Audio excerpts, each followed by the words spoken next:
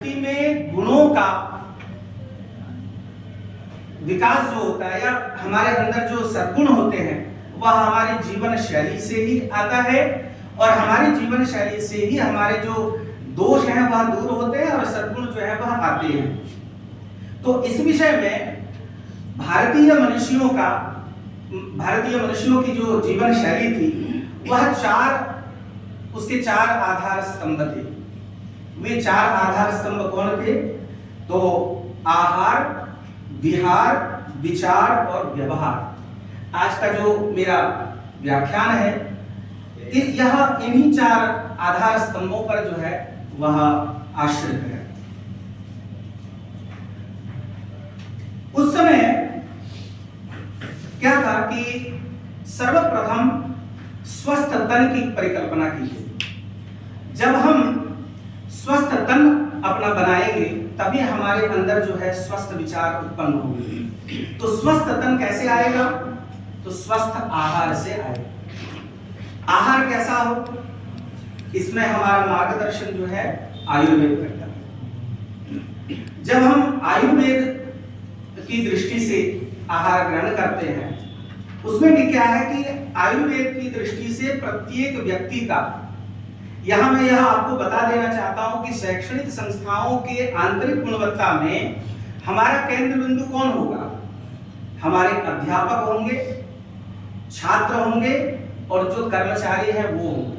अगर इन तीनों की आयुर्वेद की दृष्टि से जब इन तीनों का स्वास्थ्य जो है अच्छा होगा तो निश्चित रूप से जो प्रोडक्टिविटी है, जो उत्पादकता है वह निश्चित रूप से अच्छी होगी और शैक्षणिक संस्थाओं का जो है विकास निश्चय ही स्वयं होगा।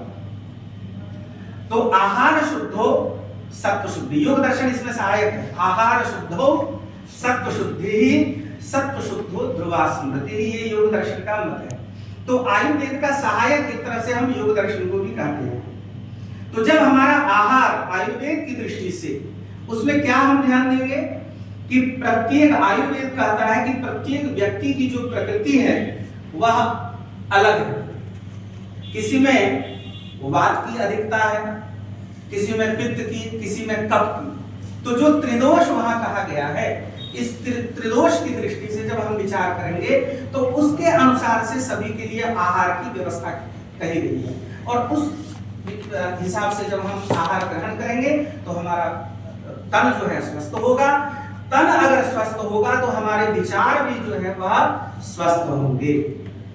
और अध्ययन में अथवा अध्यापन में स्वस्थ तन के साथ साथ स्वस्थ मन का होना अत्यावश्यक है। स्वस्थ विचार हमें अवश्य आने चाहिए, तभी हम अच्छी तरह से अध्ययन में संलग्न होगा। इसी क्रम में विहार का भी महत्व भारतीय जीवन शैली में दिया गया है। हम इस विषय में थोड़ा ध्यान दें तो हमारे जो प्राचीन विश्वविद्यालय हैं, चाहे नालंदा विश्वविद्यालय हो, तक्षशिला विश्वविद्यालय हो, विक्रमशिला विश्वविद्यालय है, इन विश्वविद्यालयों में हम देखते हैं कि विहार के लिए एक अलग स्थल की जो है स्थापना की गई थी। एक विचार था। तत्कालीन अध्यापक, छात्र, विशेषकर जो बौद्ध भिक्षु थे, वे सब एक उचित काल में विहार करते थे। और आपको यह जानकर शायद आप सबों को पता ही होगा कि हमारे पड़ोसी जो राज्य है बिहार, ये जो बिहार नाम पड़ा क्यों पड़ा? क्योंकि बिहार, वहां की भूमि में विहार स्थलों की अत्यधिक संख्या थी। इस कारण से इस राज्य का नाम बिहार पड़ा। वो अपभ्रंश हो गया, व का व हो गया, तो बिहार। इसीलिए नालंदा विश्वविद्यालय जो था उसमें बिहार शब्द भी जुड़ा था और उसी परिकल्पना को ध्यान में रखते हुए अभी एक नव नालंदा महाविहार की स्थापना हुई है जो विश्वविद्यालय है, तो वहां भी बिहार शब्द जुड़ा हुआ है।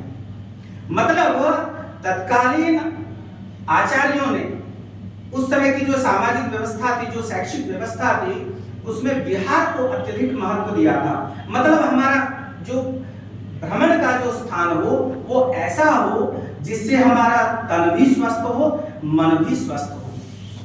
तो जब ऐसा होगा शैक्षणिक संस्थाओं में अगर इसकी परिकल्पना की जाएगी तो निश्चित रूप से शैक्षणिक संस्थाओं की आंतरिक गुणवत्ता जो है निश्चित रूप से विकसित होगी। उसके बाद आता है आहार, आपका आहार, विचार और विहार और व्यवहार। जब हमारा तन स्वस्थ होगा, मन स्वस्थ होगा, हमारा आचरण स्वस्थ होगा, विहार हमारे अच्छे रहेंगे तो हमारा व्यवहार भी अच्छा होगा। अभी कुछ देर पहले हमारे आचार्य, विद्वान आचार्य जो बोल रहे थे कि हमारा व्यवहार ही हमारी जो है सफलता को सिद्ध करेगी, यह सफलता का जो है मानदंड होगा।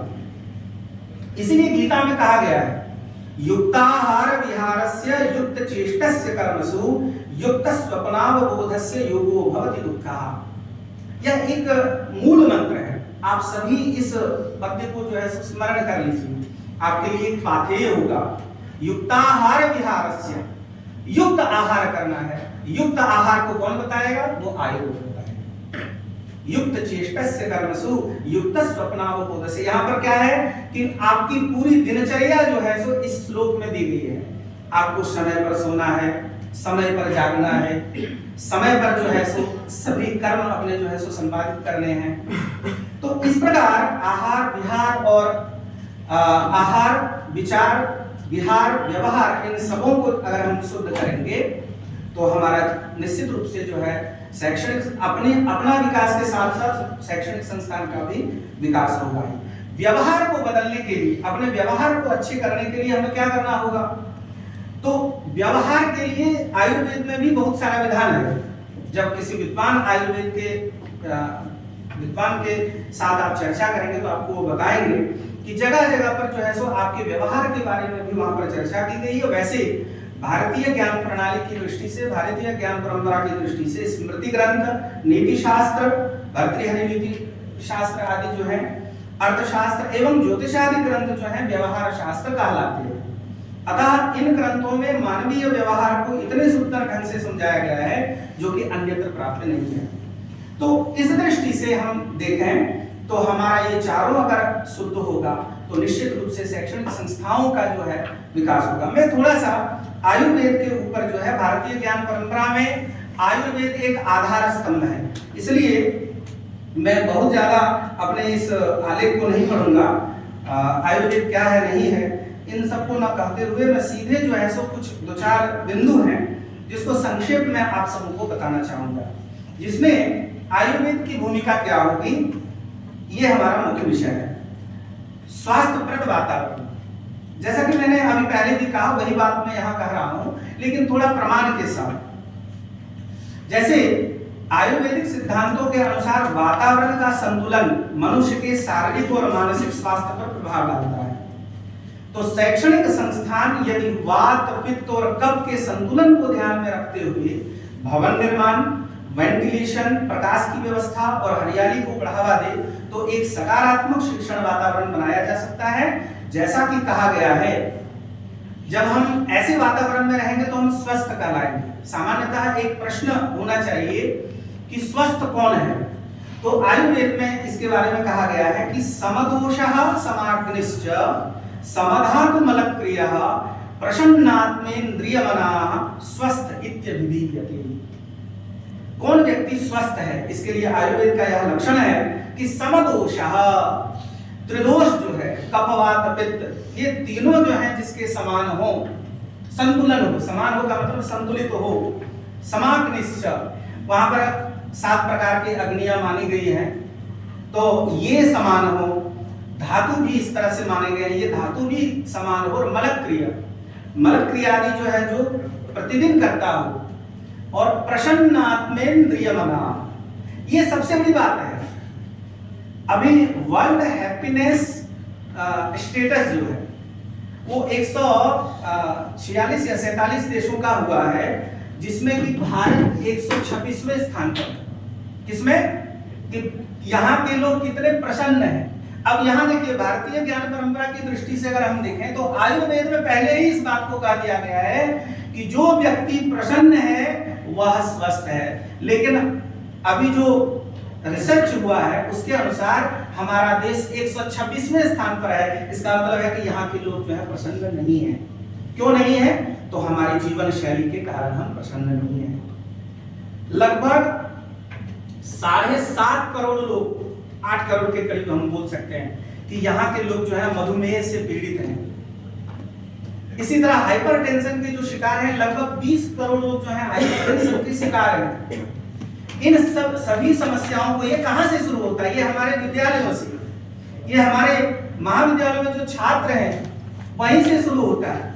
तो हमें अपने शैक्षणिक संस्थानों का जो वातावरण है वह आयुर्वेद की दृष्टि से हमें ठीक करना होगा। तो निश्चित रूप से जो है योगा, समय का अभाव है इसलिए मैं आगे विद्यार्थियों एवं शिक्षकों का मानसिक स्वास्थ्य ठीक करने के लिए हमें ध्यान की जो है सो परंपरा विकसित करनी होगी। मेडिटेशन प्रतिदिन जो है हमारे दैनिक जीवन में मेडिटेशन का जो है सो समावेश हो। प्राणायाम करें, योग करें, इससे हमारा जो है मानसिक स्वास्थ्य सही रहेगा। आहार और पोषण के बारे में बोले ही। शारीरिक स्फूर्ति एवं रोग प्रतिरोधक क्षमता को विकसित करने के लिए व्यायाम की आवश्यकता है। आप सबों को आश्चर्य होगा कि आयुर्वेद का एक जो प्रसिद्ध ग्रंथ है सुश्रुत संहिता, आचार्य सुश्रुत द्वारा विरचित, जिसके चिकित्सा स्थान में 24वें अध्याय के चिकित्सा स्थान में व्यायाम के बारे में बहुत ही सुंदर व्याख्या की गई है। बहुत सुंदर श्लोक जो कि 10वीं कक्षा के पाठ्यक्रम में भी सम्मिलित है। उसमें व्यायाम की परिभाषा के साथ जो है उसके लाभ, उसके महत्व के बारे में चर्चा है। मैं थोड़ा सा जिक्र करके मैं विराम दूंगा।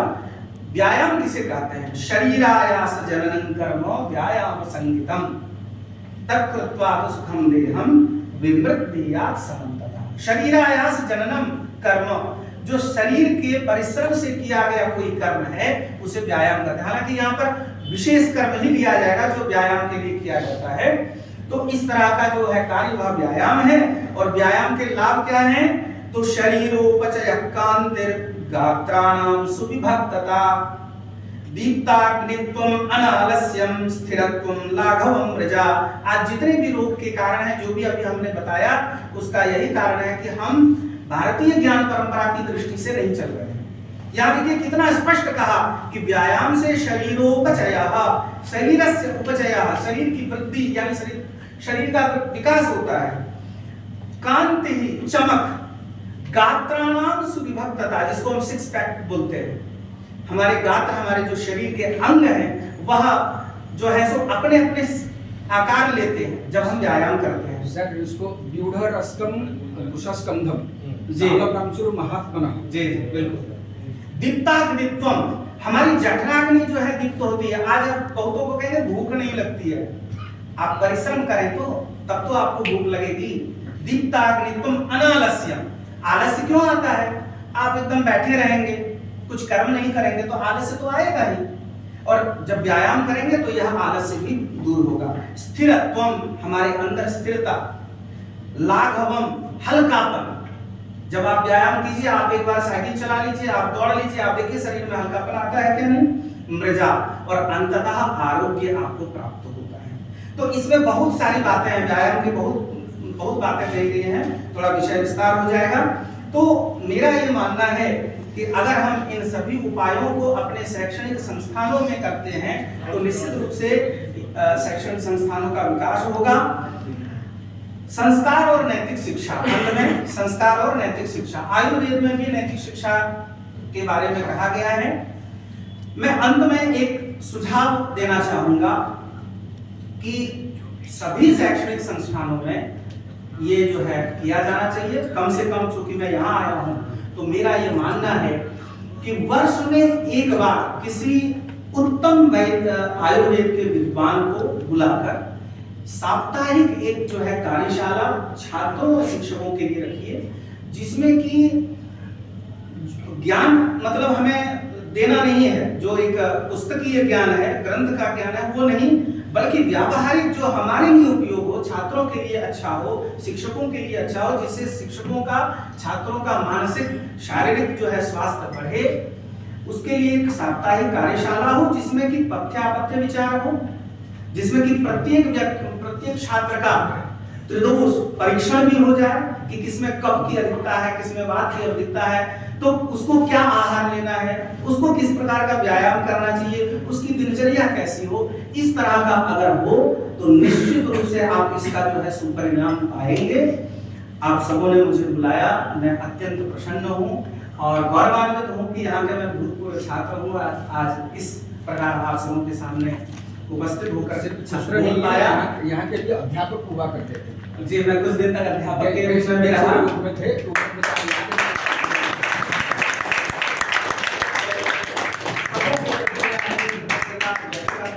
आप सबों के प्रति आभार और धन्यवाद। और आप सर डॉक्टर का सुझाव दीजिए, उसको डिटेल्स एड्रेस दीजिए, हम कार्यशाला जी बिल्कुल बिल्कुल।